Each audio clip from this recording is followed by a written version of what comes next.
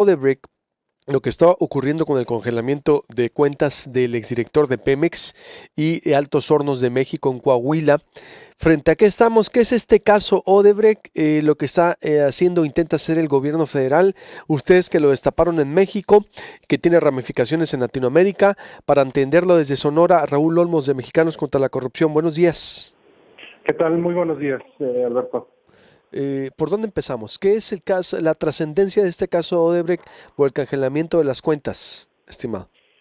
Bueno, hay que tomar en cuenta que son dos acciones casi consecutivas las que tomó el gobierno federal.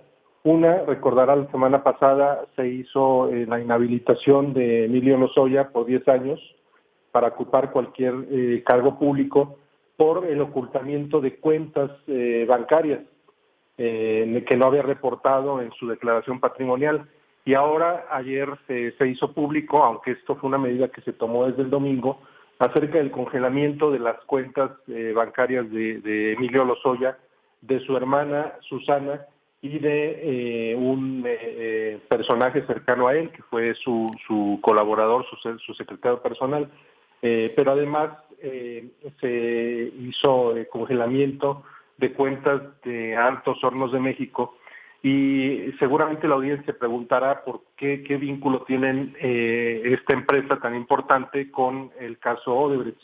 Bueno, pues resulta que en el año 2014 Altos Hornos de México utilizó una empresa offshore de Odebrecht que era utilizada o que fue creada expresamente por Odebrecht para las transferencias de sobornos. No es la única empresa que creó Odebrecht, sino que tenía una cadena, una red de al menos 20 empresas offshore creadas en paraísos fiscales, y esta red de empresas offshore había sido creada para ocultar el pago de sobornos a políticos de toda Latinoamérica. Entonces, la peculiaridad con la que se topó la unidad de inteligencia financiera es que una de estas 20 empresas o de una de esta red de empresas offshore creada por Odebrecht había sido utilizada en el año 2014 por Altos Hornos de México para hacer una transferencia de más de 3.7 millones de dólares, lo que hace suponer, lo que hace presumir a las autoridades hacendarias que esto pues representó un mecanismo, una forma de lavado de dinero utilizando la estructura financiera de Odebrecht. Y siendo que esta estructura fue creada para el pago de sobornos, lo que se presume es que este pago podría ser derivado de un acto de corrupción. No hay que olvidar que Altos Hornos de México estuvo involucrado en la transacción, en la venta de altos nitrogenados, una empresa que se le vendió a Pemex a sobrecosto, según ha determinado la Auditoría Superior de la Federación, además en condiciones pues de chatarra, de no niveles óptimos. Entonces, lo que se está rastreando es si esta transferencia detectada de Altos Hornos de México corresponde a un posible pago de sobornos por las condiciones ventajosas en las que ellos vendieron la planta a Pemex. El congelamiento de las cuentas de Lozoya no necesariamente tiene que ver con la operación de Altos Hornos de México, porque según lo que hemos podido saber, el congelamiento de las cuentas tiene que ver con una operación que se realizó en 2012 a cuentas de Lozoya, mientras que el congelamiento de Altos Hornos de México corresponde a una operación, una transacción realizada en 2014. Esto lo que nos habla es de que se está realizando una investigación amplia, no solamente enfocada en un área específico y en una operación que hasta ahorita había sido la refinería de Tula, la refinería donde se ha detectado y confesado por ejecutivos de Odebrecht que se pagó sobornos para obtener contratos ventajosos.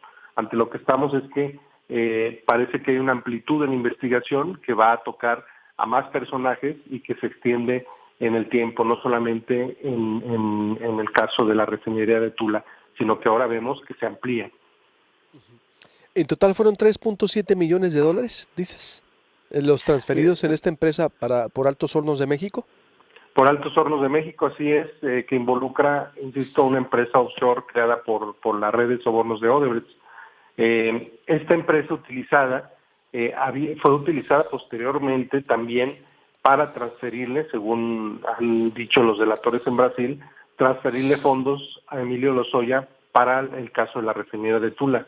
Entonces estamos hablando de una estructura que fue utilizada tanto por Altos Hornos de México como por presuntos beneficios para Emilio Lozoya. Está conectado, pues. Sí, es una conexión, es una estructura, recordarás que hemos platicado antes, una estructura muy compleja, muy amplia que creó Odebrecht para ocultar el pago de sobornos. Y aquí pues aparece como personaje o como involucrado Altos Hornos de México. ¿A qué se dedica Altos Hornos de México? Bueno, es una planta acerera, pero además tenía esta planta de fertilizantes, ¿no? Que le transfirió, que le vendió a Pemex en el año 2014. Para ponerla en perspectiva, Odebrecht era una especie de empresa que pues pagaba moches alrededor de Latinoamérica para hacer obras. Raúl, para quien nos está escuchando y no sabe de qué estamos hablando. Sí, así es. Odebrecht era una empresa constructora, yo diría que la empresa constructora más importante de Latinoamérica. Era un gigante en Brasil. No era la única, había una red de empresas constructoras que se había beneficiado con contratos en Petrobras, sobre todo la empresa brasileña de petróleo. Esta empresa, Odebrecht, junto con otras empresas, compañías brasileñas, se aliaron en lo que se ha llamado el cártel Lavallato, un cártel empresarial que estaban coludidos entre todos para obtener contratos ventajosos en Petrobras.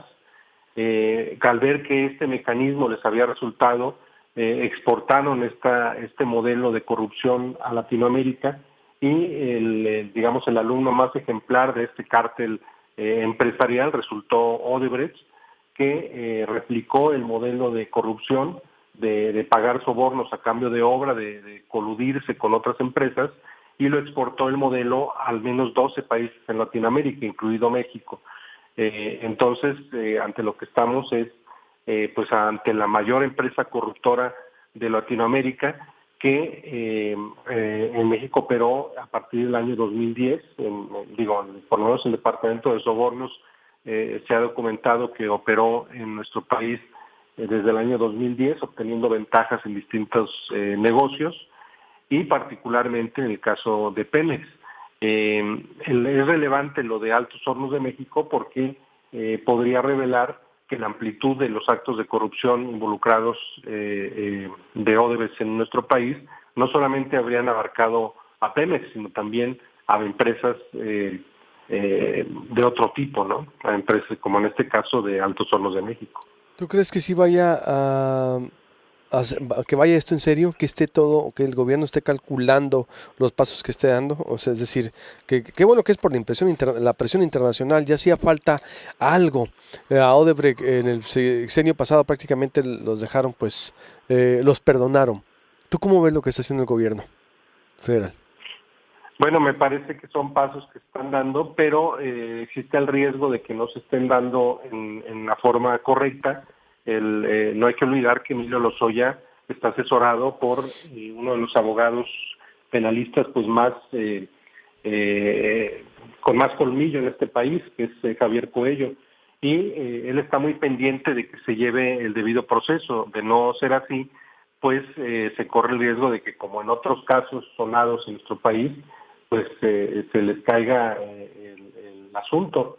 Es el caso en este asunto con el congelamiento de fondos de Emilio Lozoya, donde Javier Coello dice que no se respetó el debido proceso porque ellos no se enteraron del asunto hasta que se difundió en los medios de comunicación, nunca se les notificó, y esto pues representa un riesgo porque podría darle elementos a la defensa de Lozoya para tratar de tirar el caso. Entonces me parece que no se está realizando con la pulcritud debida. Deberían seguirse los cauces legales para que no haya el riesgo de que el caso pues se caiga, ¿no? Como ha ocurrido en otros casos y como hemos visto en otros asuntos. Me parece que deben de ser más cautos en este sentido, y la Fiscalía, por lo menos, ellos sí se han comportado con más cautela. Lo único que dijo el fiscal, recordarás, hace un par de semanas fue que se estaba preparando la judicialización del caso y que esto tardaría aproximadamente 2 meses, lo cual se concretaría aproximadamente por julio, pero no ha soltado prenda, no ha soltado detalles de cómo viene la averiguación, lo cual le da ventaja porque está respetando los pasos, ¿no?, en la fiscalía, lo que no necesariamente está ocurriendo con la unidad de inteligencia financiera, donde se están dando pasos sin cuidar todas las formas. Yo creo que en esto hay que ser, debería ser la autoridad muy cauta, ¿no? Me refiero a no informar. ¿A eso te refieres? A La no dar cauteloso. detalles, ¿no? No dar A no dar detalles. detalles y, bueno, no dar detalles, pero sobre todo seguir los cauces legales de informar a la parte involucrada primero, que en este caso era Lozoya, ¿no?, la defensa. Uy, y sí, exactamente. Aquí los casos en México se caen porque le pusieron una coma mal, ¿no? O un punto mal. Es decir, de repente vemos esa paradoja en los criterios, ¿no?, de jueces o los abogados que salen más hábiles que las autoridades. Por eso la limpieza y vamos a decirlo, el cuidado, como dices, que deben de tener. Pues estaremos al pendiente. Por lo pronto está ahí el congelamiento. Te agradezco mucho, o como siempre, Raúl Olmos. Buenos días. Un gusto, buenos días. Hasta luego. Igualmente, Raúl Olmos de Mexicanos contra la Corrupción.